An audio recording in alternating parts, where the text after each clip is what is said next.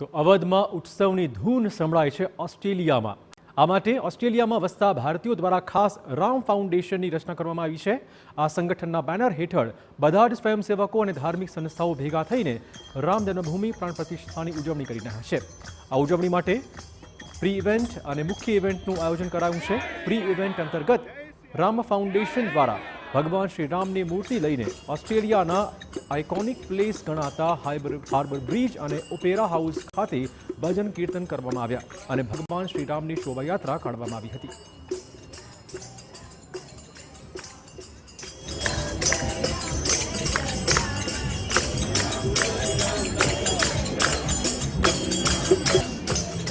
આ ફાઉન્ડેશનના સ્વયંસેવકે માહિતી આપી છે કે અયોધ્યામાં રામ મંદિરનું નિર્માણ થઈ રહ્યું છે, તેનાથી તેઓ બધા ખુશ છે અને દેશથી દૂર પણ તેઓ તેની ઉજવણી કરી રહ્યા છે।